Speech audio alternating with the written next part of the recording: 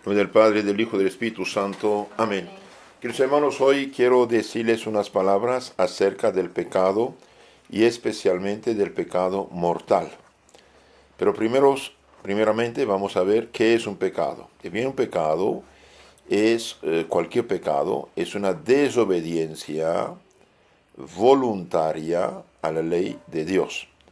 Ahora, el pecado puede ser grave y puede ser leve, ligero. Cuando es grave nos separa completamente de Dios.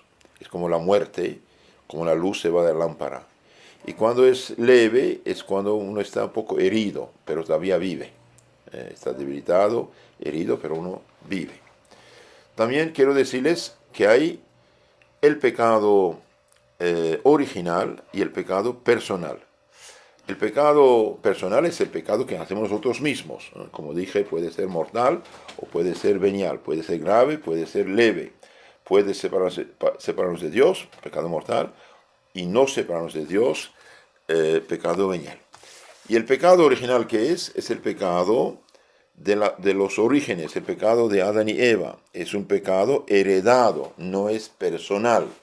Es un pecado heredado de que, de nuestros primeros padres. Dios, al crear al hombre, le dio todos los dones naturales que conocemos, le dio otros dones: no morir, no sufrir, perfecto orden, equilibrio, armonía del alma y entre alma y cuerpo, etc. Y también le dio otro don mucho más superior, un don divino que llamamos la gracia, la santidad, que lo hace hijo de Dios, heredero de la vida eterna. Y bien, ese don de heredero de la vida eterna se perdió, y también se perdieron los dones: no morir, no sufrir, perfecto orden, equilibrio, armonía. Se perdieron también. Ahora nacemos inclinados al mal, nacemos mortales y nacemos sin la gracia, sin la santidad. Es lo que llamamos pecado original. Nacer separado de Dios, nacer bajo influjo del demonio. Hay mucha gente que no entiende esto, dice: pero ¿qué culpa tiene ese niño? El niño no tiene ninguna culpa personal, tiene una culpa heredada. Nace separado sin la gracia. Por eso, el más grande regalo que pueden hacer los padres a sus hijos es bautizarlos cuanto antes. Un niño bautizado es hijo de Dios, y si muere sin uso de razón, va derecho al cielo. Este pecado original se remedia con el bautismo. Ahora, el pecado personal. El pecado personal, dijimos, puede ser de dos modos: pecado que no separa de Dios, pecado venial, como uno está como un enfermito, está herido, tiene unos gusanos, heridas en la cara, en el cuerpo, pero todavía vive. No está bien esta enfermedad, pero todavía vive. 10.000 pecados veniales no hacen un mortal, pero preparan, debilitan a caer en pecado mortal. Ahora vamos, por ejemplo, pecado venial: una mentirilla, un robo insignificante, un pequeño enojo, una pequeña flojerita, etc. Estos son pecados veniales. Pecado mortal es más grave, lo veremos después. Entramos ahora en vivo en nuestro tema. Para salvarnos, para llegar a la vida eterna, debemos rechazar con valentía el pecado y remover los obstáculos que acumulan a nuestro paso los enemigos de nuestra alma. Vivir en la gracia santificante, cumplir los divinos mandamientos, cumplir nuestro deber de Estado y también rezar. Pero, por desgracia, después del pecado original, para conseguir la salvación eterna, tenemos que luchar enérgicamente contra el pecado, que es el enemigo número uno y, en cierto sentido, el único enemigo que tenemos enfrente. Tenemos también que luchar contra el mundo, es decir, los anticristianos, los cristianos mediocres, los pecadores, no seguirlos. Y también luchar contra el demonio y la carne. La carne es nuestra sensibilidad inclinada al mal, al pecado, que no cesan de acumular obstáculos en nuestro camino como amigos y aliados del pecado. Entonces, los amigos, aliados del pecado son externos e internos a nosotros. Externos: el mundo, los demás pecadores, y el demonio. Internos es nuestra propia naturaleza inclinada al mal, aunque bautizada. Ahí es el problema. Y el demonio nos pesca con el placer. El demonio nos pesca con el placer. Los enemigos, entonces, de nuestra salvación, el mundo, los pecadores, el demonio, están ahí, pero nosotros cargamos con un enemigo interno que abre la puerta.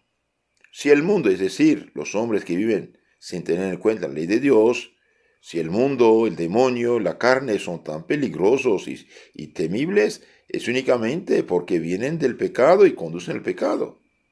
Nunca nos pondremos suficientemente en guardia contra este mortal enemigo de nuestra alma, porque por un solo pecado mortal podemos perdernos eternamente.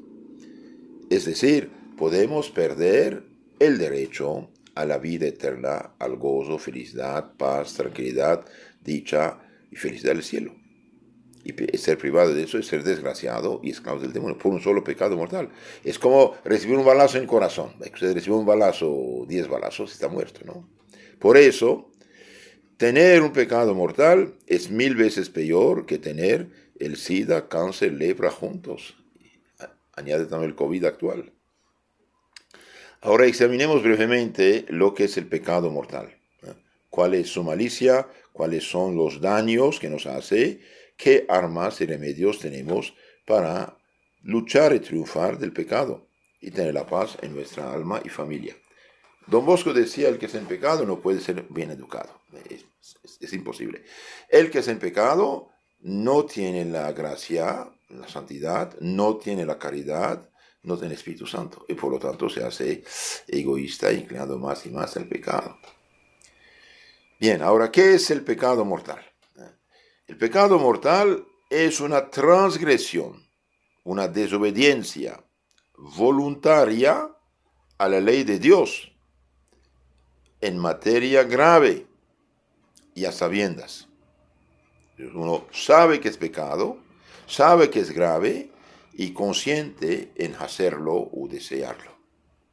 Es una rebeldía contra Dios. Dios tiene su ley, en su infinita sabiduría ha sabido resumir su ley en 10 mandamientos. La Iglesia, con divina autoridad, ha añadido unos otros mandamientos, llamados de la Iglesia, con el fin de hacernos cumplir con mayor facilidad y perfección el Evangelio y los preceptos divinos. Por ejemplo, Cristo dice, el que no come mi cuerpo, no bebe mi sangre, tiene vida eterna. Entonces la Iglesia dice, asistir a misa el domingo. Y comulgar al menos en tiempo de Pascua. Cuando el pecado es mortal, cuando el hombre, dándose perfecta cuenta de que lo que va a hacer está gravemente prohibido por la ley de Dios o de la Iglesia, entonces, se da cuenta que está prohibido gravemente. Quiere hacerlo a pesar de todo, entonces comete un pecado mortal que lo pone completamente de espaldas a Dios y le vincula a las cosas creadas en las que coloca su último fin, renunciando a la salvación eterna. Renuncia a la salvación eterna, no con palabras, pero con las obras.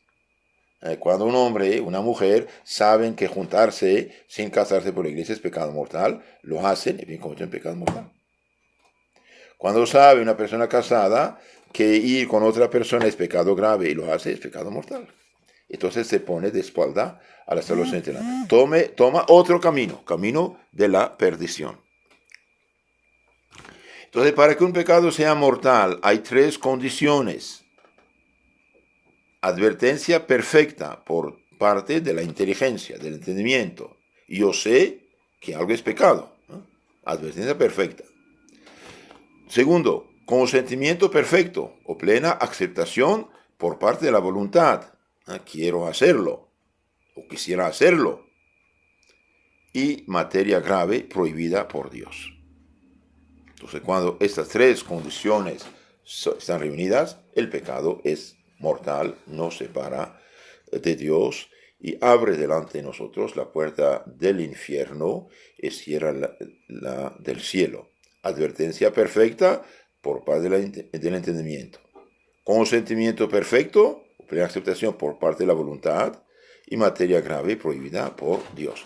Ahora, una persona en sueños mata a alguien, no hay nada, no hay culpa. Entonces lo que hace en sueños no es pecado porque uno no está consciente.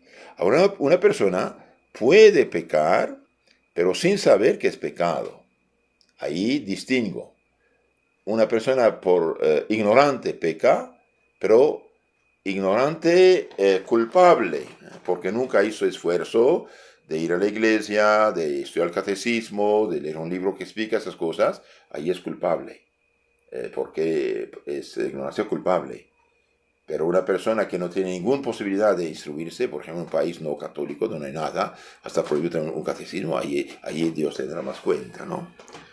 El Papa San Pío X, en su encíclica Chervonimi sobre el catecismo, dijo hace más de 100 años, afirmamos que la mayor parte de los condenados van al infierno por ignorar los misterios de la fe cristiana. Entonces la ignorancia religiosa es peligrosa cuando es vencible y culpable. Entonces, ¿cuáles son los efectos del pecado mortal? Y bien, los efectos inmediatos del pecado mortal son aversión a Dios, del que se separa voluntariamente el pecador al despreciar sus mandamientos. Es lo que constituye lo formal o el alma del pecado. Entonces da la espalda a Dios. Y uno se separa de Dios voluntariamente al despreciar el mandamiento de Dios. Dios dijo, no matarás, no robarás, no mentirás, no fornicarás, no deseas, incluso ni desear, ni la mujer, ni el esposo, ni los bienes ajenos. Otra consecuencia, además de la aversión, dar la espalda a Dios, es la conversión a las cosas creadas mediante su goce ilícito que constituye lo material o el cuerpo del pecado. Entonces aquí el pecador quiere gozar de una manera ilícita de las cosas. Ahí está el problema. Porque todo lo que Dios hizo es bueno. Nada de lo que Dios hizo es malo. Ahora, ¿de dónde viene el problema? El problema viene de no utilizar las cosas según el plan de Dios. Un hombre se casa como Dios manda con la iglesia, hace bien, es ministro de Dios para seguir la creación de los hombres. Pero un hombre se busca placeres, igual a la mujer, fuera del camino de Dios, ahí está el pecado, por ejemplo. Y aquí unos ejemplos de pecado mortal que conducen al infierno. Los saco de la Biblia. San Pablo nos advierte, fornicación o cualquier impureza o avaricia, ni siquiera se nombre entre vosotros, como conviene a santos, ni torpeza, ni vana palabra, ni bufonería. Porque tened bien entendido, es muy fuerte esto, tenedlo por dicho entendido, tened bien entendido, que ningún fornicario, ningún impuro o avaro, que es lo mismo que idólatra, tiene parte en el reino de Cristo y de Dios. Nadie os engañe con vanas palabras, pues por estas cosas descargan la ira de Dios sobre los hijos de la desobediencia. No os hagáis, pues, copartícipes de ellos. Efesios capítulo 5, versículos 3 a 7. Tenedlo por dicho y entendido que ningún fornicario, ningún impuro, ningún avaro va al cielo si no se convierte. Y también dice que nadie os engañe con palabras vanas. Estamos en el siglo XXI. Todo el mundo lo hace. Estamos... Espera. Siglo XX o XXI, o siglo I, o siglo XLI. Lo tóxico es tóxico. El bien es bien, el mal, no va a cambiar. En siglo XLI, 2 y 2 serán siempre de 4. No serán 5, ¿no? Es imposible. Entonces, no es porque hay una decadencia monstruosa en la sociedad que Dios va a cambiar. En Dios no hay cambio ni sombra de variación. Dice Santiago Apóstol, que nadie os engañe con vanas palabras, pues por estas cosas descarga la ira de Dios sobre los hijos de la desobediencia. Si somos cristianos, bien, no debemos hacernos copartícipe de estas ideas que son totalmente falsas. Otro ejemplo de pecados, San Pablo lo da a los Corintios 6, capítulos 1 Corintios 6, 9 a 11, que dice: no se hagan ilusiones, mentiras mentales, ni fornicarios, ni idólatras, ni los adúlteros, ni los afeminados, ni los homosexuales, ni los maldicientes, ni los que viven de rapiña heredarán el reino de Dios. No se hagan ilusiones, hermanos.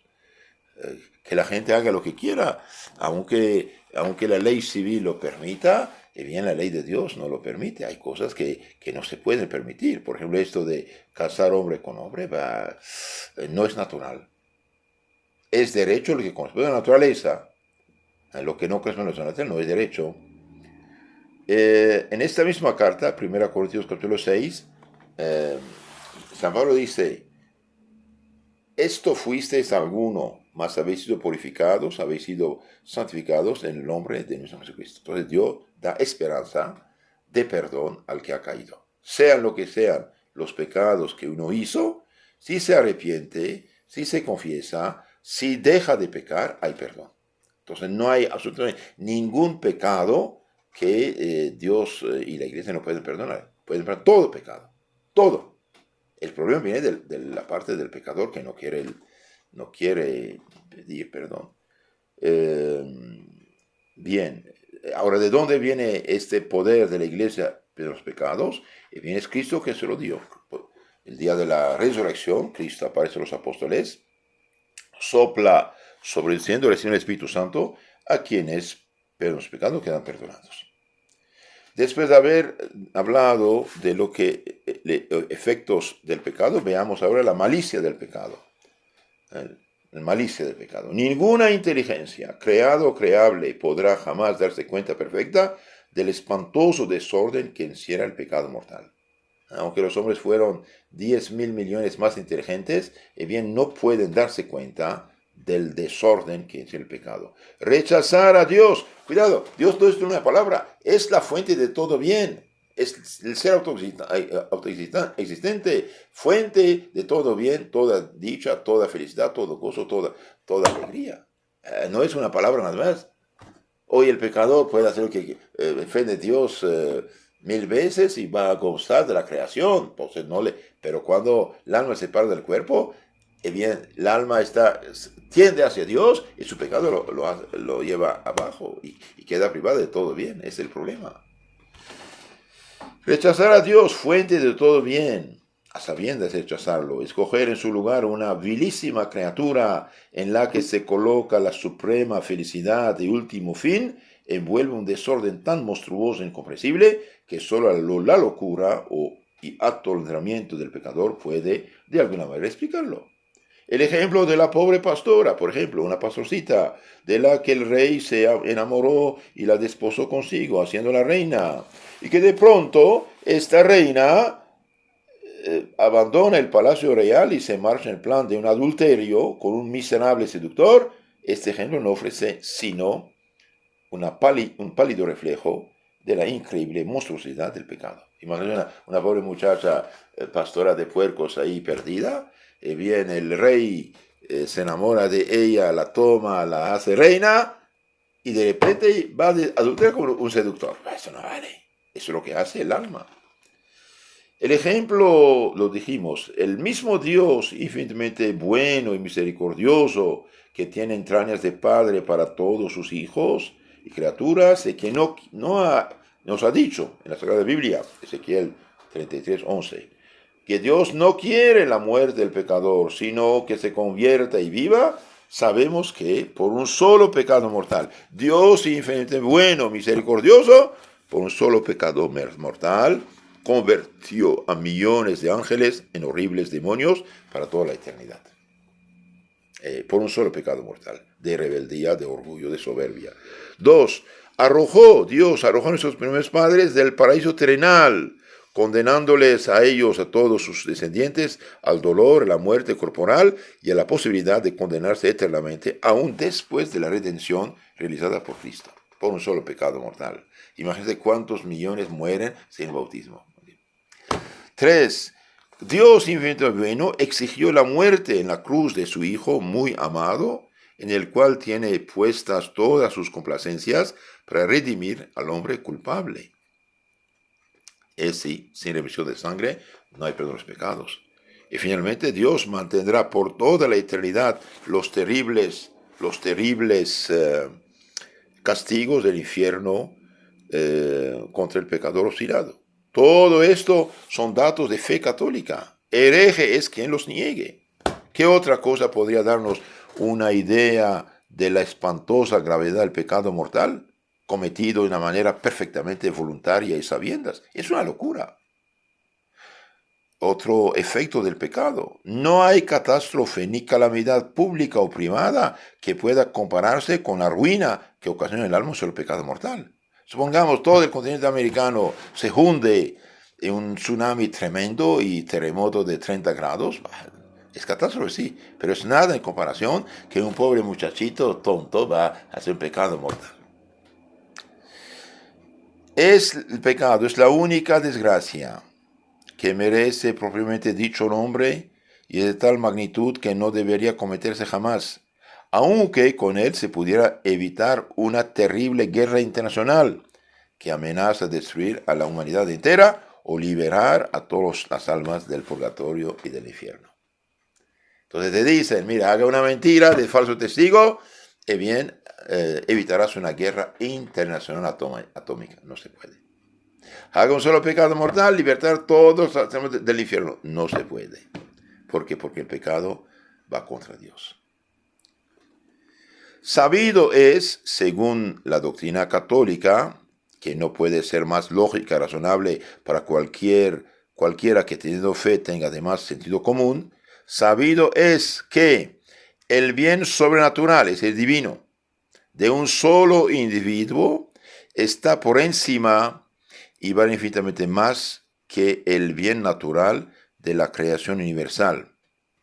Porque el bien de una sola persona, el bien sobrenatural, divino, de una sola persona, está por encima y vale infinitamente más que todo el dinero, poder de la creación, bien, porque pertenece a un orden infinitamente superior, el de la gracia y de la gloria. Es otra cosa.